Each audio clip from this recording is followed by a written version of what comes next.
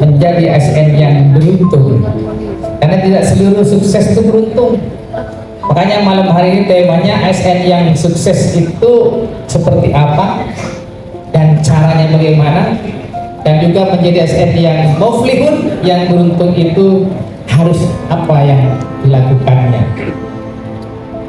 Pertama, ini harus ada yang bertanggung jawab. MC harus tanggung jawab. Saya dipanggil Kiai Haji. Kalau Kiai Haji itu biasanya lebih dari satu, Pak.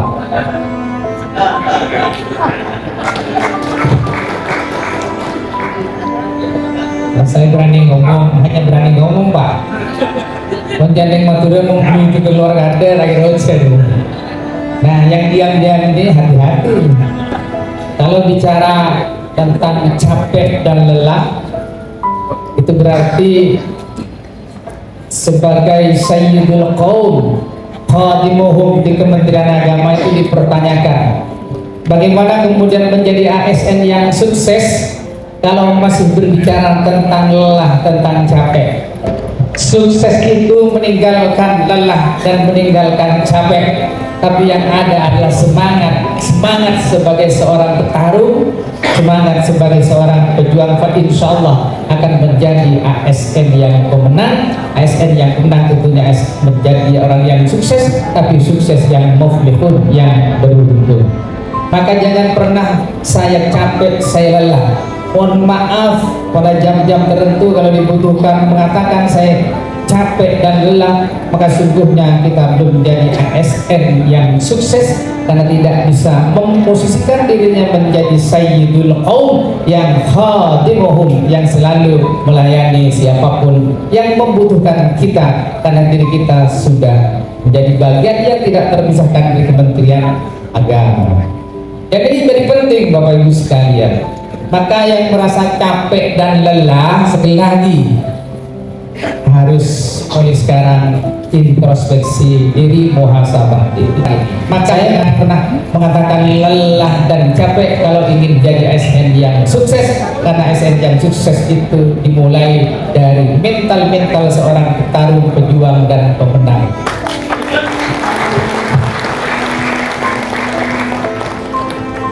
Kita kadang hanya melihat hebat,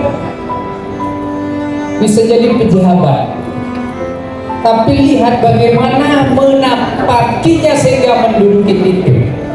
Belajarlah, ambil hikmah dari itu Bapak Ibu sekalian. Tetapi ada yang instan, Pak, pingin jadi pejabat tapi tidak mau capek-capek, tidak mau susah-susah, tidak mau lelah. Capek, susah, lelah itu adalah pengabdian kepada siapa? Kepada masyarakat. Pak, insya Allah kita akan mencapai puncaknya. Tapi kalau hanya ada keinginan, tidak mau capek-capek, tidak mau susah-susah, pakai jalan pintas dengan pendekatan yang tidak dibenarkan, itu bisa jadi diwujudkan, tapi insya Allah tidak akan menjadi pejabat yang barokah. Insya Allah yang dapat dipastikan. Oleh karena itu Bapak Ibu sekalian, bagaimana kemudian menjadi ASN yang sukses, yang ada 3 konsep dengan melalui 3M. Ini saya ngarang-ngarang, Pak. Kalau cocok ya silahkan pergunakan, kalau tidak cocok ya dengarkan aja, Pak, jadi masalah. M pertama adalah mentalitas. Mentalitas adalah aktivis kejiwaan yang mencerminkan seseorang bisa diukur seperti apa orang ini. Maka yang pertama ini menjadi penting bagi kita. Kalau mentalitas kita adalah mentalitas petarung, dia tidak akan pernah menyerah terhadap situasi seperti apapun.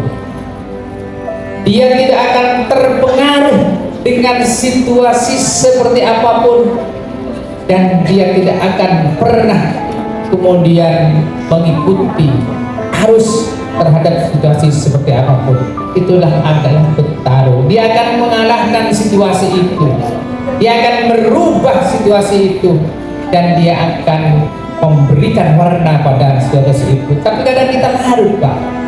Nah, kalau sudah larut dengan situasi itu berarti bukan petarung, maka jangan berharap akan menjadi seorang yang akan sukses. Oleh karena itu Bapak sekalian, tugas dan tanggung jawab saya yakin mesti ada rintangan, tantangan, ujian.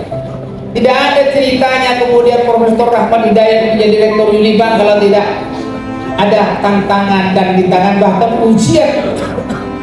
Beliau cerita merintis tahun 2019 dari awal jadi Unibank yang jumlah mahasiswa sudah mencapai 5.000, sebentar lagi menjadi 10.000. Itu butuh pertarungan, itu butuh perjuangan, dan jadilah pemenang seperti yang kita lihat pada saat ini. Tanyakan kepada beliau bagaimana kemudian membangun Unibank, bukan kemudian simsalabim seperti ini, Pak. Kita ambil falsafah hidupnya dari siapa kita. Kita ini dilahirkan dari siapa sekalian? Dari sebuah proses pertarungan, perjuangan, dan menjadi pemenang. Guru biologi paham itu bagaimana prosesnya kita lahir. Ada sekitar 25 juta sel sperma dan hanya 1-2 yang dibuai oleh hukum. Siapa itu Bapak sekalian? Ya kita yang lahir di dunia ini. Ini sebuah pertarungan yang luar biasa. Satu yang jadi diperebutkan 25 juta sel sperma bahkan lebih, tapi hanya satu. Siapa yang berkualitas, Pak? Kalau tidak berkualitas tidak mungkin dibuahi misalnya tetap di keguguran apa dan sebagainya. Itulah kita. Maka kita ini jangan sampai jadi pecundang. Mental kita ini harus mental filosofis. Mental filosofis katanya Ki Wasit adalah yang dipengaruhi dari sebuah proses lahirnya kita. Kita ini lahir dari sebuah pertarungan, lahir dari sebuah perjuangan, dan lahirlah sebagai pemenang yang seperti kita semuanya. Maka jangan jadi mental pecundang. Diberi tugas pada hari Sabtu dan Minggu, mohon maaf, sekarang hari keluarga, sekarang hari ibu, sekarang hari bapak, itu adalah bukan mental bertarung, bukan mental berjuang. Jangan berharap menjadi pemenang. Bagi bertarung, berjuang dan pemenang tidak mengenal waktu. Siang sudah lupa, malam sudah lupa. Dia akan terus berikhtiar, dia akan terus berusaha, dia akan terus menempa dirinya supaya dirinya menjadi seorang pemenang. Maka kalau ada ASN mau diajak rapat hari Sabtu dan Minggu, aduh Pak, ini kan hari libur. Bertarung pejuang tidak mengenal hari libur, dan itu dimiliki oleh Kepala KUA Bengkulu.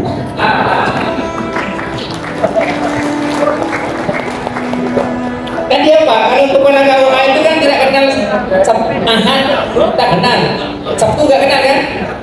Kenapa? Karena ada jasa provisinya, Pak. Buyon, jangan dimasukkan hati. Saya yakin walaupun tidak ada itu akan dilakukan, karena paling tidak dapat berkat. Tapi kalau dapat amplop ketika menikahkan, haram. Kalau dapat amplop yang ada isinya, Pak, kalau ada isinya nggak apa. Nah ini saya penting untuk menyampaikan. Kenapa? Karena ada kaitan dengan M yang 3 nanti, Pak. Jadi kalau menikahkan dapat amplop, tolak, mohon maaf, saya sudah dibiayai oleh negara. Itu namanya petarung. Itu namanya peju. Itu adalah pemen. Yang paling berat itu mengalahkan diri sendiri, Bapak Ibu sekalian. Mengalahkan, katanya Rasulullah ketika habis berperang melawan kafir Quraisy, dikumpulkan para sahabat, kita ini baru selesai jihad kecil. Sahabat bertanya, apa jihad besar ya Rasulullah? Jihadun nafsi, memerangi diri kita sendiri. Maka kalau pengawas datang ke madrasah dikasih amplop,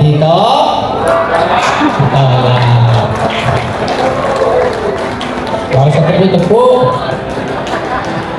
Buyon dengan dimasukkan hati. Saya sudah bilang ke Buyon, Pak, kalau ada orang marah dan tersinggung dengan guyonan, itu berarti ada masalah dengan hati dan jiwa. Berarti hati dan jiwanya sedang sakit. Buyon Pak serius.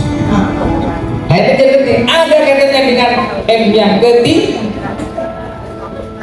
Kepala kantor dikasih amplop diambil, itu bukan petarung, bukan pejuang. Tidak mungkin jadi pemenang. Ya Pak, mulai paling dikasih 250, nanti dirasain aja, nanti balik lagi. Pengawas datang Pak, terasa paling disangoni 50.000, habis itu dirasain Pak. Maaf tidak beri belum ada kan sebetulnya Pak, pengawas juga biar jangan ada di sini. Itu adalah mental pengemis.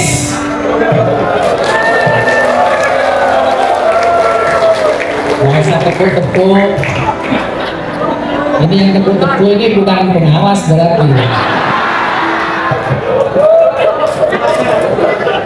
Bagaimana kemudian mau jadi ASN yang sukses kalau mentalnya mental pengemis yang selalu berharap kepada selain Allah, berharap kepada selain Allah berarti musyrik.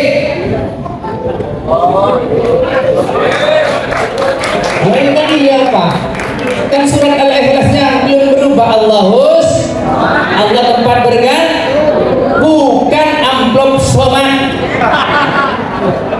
Tapi kan tidak ada di Sunda kan. Jangan marah, jangan tersinggung karena saya guyon. Kalau ada yang marah tersinggung, hatinya sedang sakit, jiwanya sedang sakit. Kalau ada kanwil monitoring, disanguni, diambil, itu namanya kanwil pengemis. Nanti khawatir Pak, kok pulang ada mostok dan pulang kantor yang dibahas, saya bahas saya Pak. Dan ini berat Bapak Ibu. Kenapa? Kita terlalu lama ada di comfort zone, zona nyaman. Jadi kita harus keluar kalau kita ingin menjadi petarung, pejuang dan pemenang. Itu bukan hanya sukses di dunia Bapak Ibu sekalian. Pemenang itu jadi sukses di akhirat, masuk surganya Allah. Apa artinya kita kaya berlimpah tapi masuk neraka? Tak ada gunanya Pak. Makanya doanya Rabbana atina fid dunya hasanah wa fil akhirati hasanah. Dunia dan akhirat hasanah. Yang paling hasanah itu yang punya istri hasanah Pak. Di dunia hasanah, di akhirat hasanah. Maka kalau pingin hasanah di dunia dan akhirat, yang istrinya belum bernama hasanah, cari yang namanya hasanah.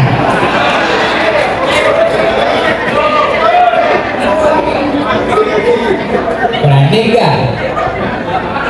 Kalau saya berani Pak, kenapa takut? Hanya persoalannya istri saya itu lebih berani dari saya. Kalau nggak guyon sampai tidur. Nah, kalau dibuat guyonan seperti kan enak Pak. Enak seperti ini. Mau serius-serius kita hidup dunia ini kayaknya. Saya tahu bagaimana beban penderitaannya sampean itu, saya tahu itu.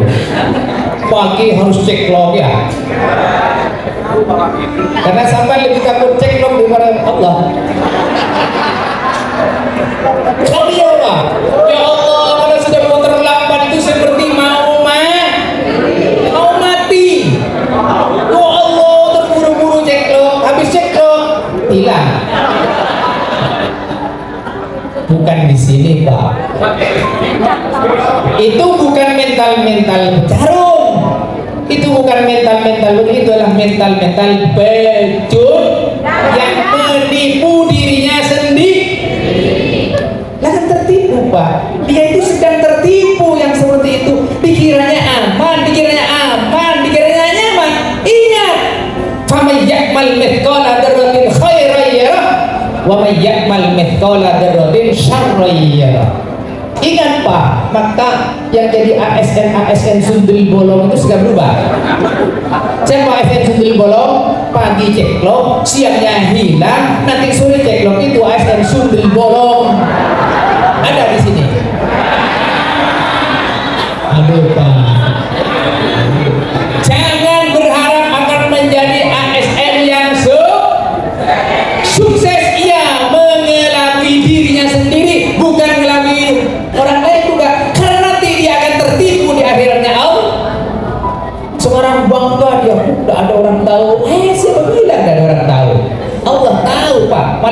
hakim tahu.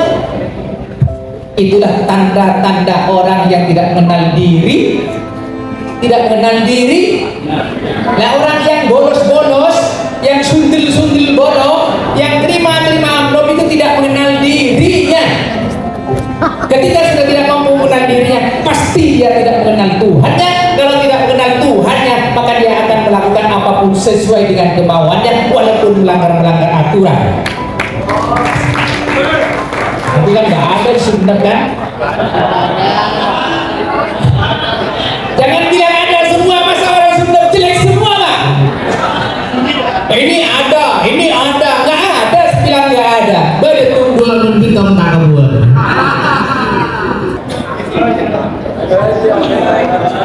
Goyang. Jangan serius, karena beban penderitaannya sudah banyak. Dengan terlalu banyak abangnya masalahnya, sama dengan saya Pak. Ada abang BRI, ada abang BSI, ada abang muamalah, dilayang. Sehingga tiap hari yang dipikir gimana ngurusi tidak ngurusi kewajiban, sehingga kemudian senang terima amplop karena sudah ada jatahnya. Ini abang BSI, ini abang muamalah, ini abang BRI. Dan saya pastikan itu bisa jadi orang sukses, tapi tidak jadi orang ASN yang muflihun, yang beruntung, yang nanti di akhirat akan diminta pertanggungjawaban di hadapan Allah. Kita ini kan sudah dikasih bocoran Pak pertanyaannya. Hafalkan itu Pak. Di dunia hafal, di akhirat menjadi tidak hafal. Marroh Pak. Kan itu dikasihkan bocoran pertanyaannya. Dan yang menjawab itu bukan lisan kita yang tidak hafalkan dunia, tapi amal perbuatan kita itulah yang akan menjawab pertanyaan-pertanyaannya Allah. Mulut dikunci, maka yang menjawab itu amal perbuatan kita. Merobuka, kalau terima amplop tidak bisa jawab. Man nabiyuka, kalau ASN sundel bolong nggak bisa jawab walaupun sudah dikasih bocoran.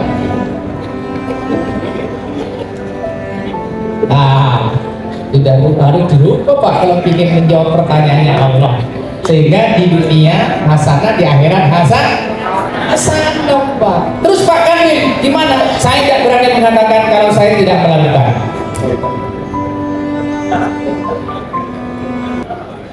Lah iya, saya tidak pernah terima amplop Pak, hanya isinya Pak. Kalah. Alhamdulillah dari. Saya tidak ingin memasukkan hal-hal yang haram 5 rupiah pun ke dalam badan saya, pada istri saya, dan keterangan anak saya. Dan saya tidak menerima yang bukan haknya saya. Dan saya harus menegaskan pada kita, karena jihad yang paling besar adalah jihadun. Dan sekali kita ada barang-barang masuk Pak dalam diri kita, tumbuh daging-daging mengalir darah-darah haram, maka kullah min nabata minal harami fannaru aula bihi, maka pantas dan layak dimasukkan di nerakanya Allah. Dan saya yakin semua ada yang ingin masuk neraka, aja kan? Saya pikir ini sudah siap masuk neraka semua Pak, dengan amal perbuatannya yang menjadi ASN sendiri bolong itu Pak. Rubahlah kalau ingin kita jadi orang ini masih mentalitas seorang bertarung, berjuang dan orang yang sukses itu adalah punya mental bermaaf. Orang yang punya mental berarti dia mempunyai jiwa besar. Hanya orang-orang yang punya jiwa besar yang sukses. Maka maafkanlah siapapun yang sudah mendolimin kita, memfitnah kita, mencaci maki kita, mengkhianati kita. Maafkan. Kalau jenengan memaafkan, berarti jenengan itu masih merasa sebagai manusia. Jangan merasa benar terus Bapak Ibu sekalian. Manusia ini punya sifat yang namanya mahalul khata' wan nis. Kadang nggak terasa kita, karena pahalanya orang memaafkan itu lebih besar dari orang yang minta maaf. Orang yang memaafkan berarti hatinya sudah sih Pak, dan ini memang butuh kekuatan Pak untuk memaafkan. Ini butuh perjuangan, butuh pertarungan sehingga menjadi momen. Kadang-kadang enggak karena ego, merasa paling baik, paling pintar, paling hebat, gak mau memaafkan orang. Jangan sombong, katanya Allah. Wala tamsi fil ardi marha. Apa yang kita sombongkan? Nyawa dipinjami oleh Allah, harta milik Allah, jabatan milik Allah, ilmu milik Allah. Kalau Allah sudah mencabut, apanya Pak yang mau disombongkan? Jadi kandil, apanya yang mau disombongkan? Kandil itu hanya selembar kertas. Di bawahnya kambing, ya sama di bawahnya kambing juga selembar kertas Pak. Apanya yang mau dibanggakan? Kalau itu sudah diambil, sudah tidak jadi kandil, tidak jadi kandil, tidak mungkin malam hari ini diundang oleh Sudah Pak. Ternyata kita terhormat karena hasil lembar kertas. Hanya selembar kertas mau dibangga-banggakan kemana Bapak Ibu sekalian? Kandil ini adalah tetap sayyidul qaum, khadimuhum siapa? Pelayan. Ini mental-mental petarung, mental-mental dan pemenang Pak. Apa sih sebenarnya yang kita harapkan di dunia ini? Hanya dua yang kita harapkan ini apa? Ridallah. Yang kedua, segala yang kita lakukan dicatat sebagai amal ibadah. Hanya itu tidak. Ada yang berharap selain yang kita lakukan dicatat sebagai amal ibadah. Maka kalau ingin diridhoi oleh Allah, ingin dicatat sebagai amal ibadah, tinggalkan hal-hal yang bertentangan dengan apa yang ditetapkan oleh Allah dan oleh negara. Kita ini kan hidup di dunia hanya dua pilihannya apa? Orang takwa itu adalah menjalankan apa yang diperintahkan dan menjauhi yang dilarang. Ya hanya dua itu Pak. Menjalankan yang diperintahkan dan meninggalkan yang dilarang. Hidup dunia hanya berharap ridha Allah dan semua yang dilakukan dicatat sebagai amal ibadah. Hidup di dunia fungsinya kita sebagai Abdullah dan Khalifatullah. Abdullah yang baik adalah bertakwa kepada Allah. Khalifatullah yang baik adalah mampu berkontribusi kepada siapapun. Itu namanya Khalifatullah. Keberadaan kita bermanfaat apa enggak? Keberadaan kita itu memberikan kebaikan enggak? Keberadaan kita ini apa yang kemudian diberikan kepada masyarakat? Itu namanya Khalifatullah. Khalifatullah yang baik maka akan menjadi Abdullah yang baik. Sekarang pertanyaannya, kontribusi apa yang sudah sekian tahun kita mengabdi di Kementerian Agama yang kita berikan? Ayo sekarang muhasabah diri Bapak Ibu sekalian, introspeksi diri. Malam hari ini kan malam resepsi 79 tahun rumah besar kita sudah berlangsung dan berjalan. Apa yang sudah kita berikan kepada masyarakat? Apa yang sudah kita berikan kepada bangsa? Apa yang sudah kita berikan kepada negara? Jangan-jangan kita ini hanya nerima dari negara. Jangan-jangan kita ini sudah terima dari bangsa saja, tidak pernah kemudian memberikan kepada negara dan bangsa kita. Yaitulah itulah mental-mental pecundang yang selalu menuntut haknya tapi tidak pernah kemudian mengevaluasi kewajiban. Yang benar itu mengevaluasi apa yang sudah saya lakukan, apa yang sudah saya berbuat. Yang saya perbuat ini kira-kira berubah apa? Hormati dan hargai siapapun dia. Ya pengemis Pak, hormati hargai siapa, tahu dia lebih mulia dari kita karena dia tidak pernah berpikir lebih dari yang mereka butuhkan. Kalau kita ini kan keinginannya banyak Pak. Kalau pengemis kan cukup makan kan Pak, bersyukur dia. Kalau kita enggak dikasih gaji banyak, ini sama si kurang terus. Bukan Pak, bukan itu pejabat. Jabat itu tidak pernah menggantungkan kepada siapa dan tidak pernah berharap kepada selain Allah. Itu adalah pejabat. Kalau ada pejabat di sini masih berharap kepada selain Allah dan tergantung pada orang lain, itu bukan pejabat, pecundang itu. Bukan fasili. Gak usah dibuat gagah-gagah. Kan sudah dikatakan. Maka ayo kamu sekalian muhasabah diri kita semuanya ini supaya bisa menjadi ASN yang sukses dan ASN yang muflihun yang baru. Syukuri sekecil apapun nikmat yang diberikan kepada kita, karena itu yang terbaik menurut Allah. Kita semuanya, apapun dia, jadi apapun dia. Nah, bagaimana caranya kemudian menguatkan dan membentuk metafisika itu atau makrifatullah? Hanya satu. Yang pertama adalah taqarrub ila Allah. Dekat dengan Allah. Kalau sudah dekat dengan Allah, Bapak Ibu sekalian, oh ya Allah, kita ini akan mampu melihat, akan mampu menangkap sinyal-sinyal apapun yang akan terjadi pada diri kita. Sehebat apapun mentalitas kita, sepinter apapun kita menguasai ilmu dan mengetahui, tidak punya minta, tidak punya ilmu yang kita, ya ada apa-apanya. Kenapa? Gak ada sinyal-sinyal dari Allah Subhanahu wa Ta'ala, Pak.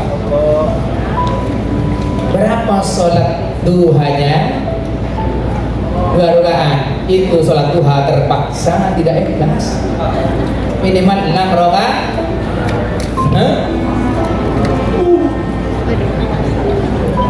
Aduh Pak, kita ini bahil, kikir, pelit, cerek, cekem, sementara Allah Maha Pemurah. Jangan korbankan kehidupan kita yang kekal hanya kepentingan sesaat, tak menikmati hidup. Berapa duhanya, berapa tahajud, qobliyah ba'diyahnya jangan ditinggal. Sesibuk apakah kita ini Bapak Ibu sekalian dibandingkan dengan nikmat-nikmat yang diberikan kepada kita? Belum lagi pelanggaran-pelanggaran yang dilakukan, Pak. Ada orang berniat jahat, datang sinyal kepada kita. Ada orang mau buat dolim, ada sinyal yang datang kepada, akan dilindungi oleh Allah karena kita la takhaf wa la tahzan innallaha, tidak akan pernah takut kepada siapapun, tetapi dia akan menghormati dan menghargai siapapun. Kenapa? Karena dekat dengan Allah. Ketika ada persoalan, saya punya Allah. Ketika ada masalah, saya punya Allah. Ketika kemudian dihadapkan dengan tantangan, saya punya Allah. Inna ma'al usri yusra. Setiap kesulitan mesti ada udah. Nah kita kan enggak ruwet. Kenapa? Karena jauh dengan Allah. Kalau dekat dengan Allah, tidak ada yang ruwet. Saya jadikan diri tidak ada yang berat bagi saya. Seperti yang pertama itu, Bapak sekalian, maafkan, syukuri, hargai, hormati siapapun, dan itu juga yang akan membersihkan hati kita. Kalau hati kita bersih, sudah tidak ada hijab kepada Allah, tembus Bapak Ibu sekalian. Kalau hati kita kotor, nggak akan tembus kepada Allah. Makanya kalau ada orang berdoa, bukan tidak diterima doanya, Pak, enggak, membersihkan dosa-dosa yang tebal. Bukan tidak diterima oleh Allah, tapi karena dosanya terlalu banyak, maka ayat yang ketiga ini jadi penting. Bapak Ibu sekalian, ini pasti akan menjadi ASN yang sukses. Nah, kita sempurnakan ASN yang sukses itu sebutan ASN yang muflihun, yang baru.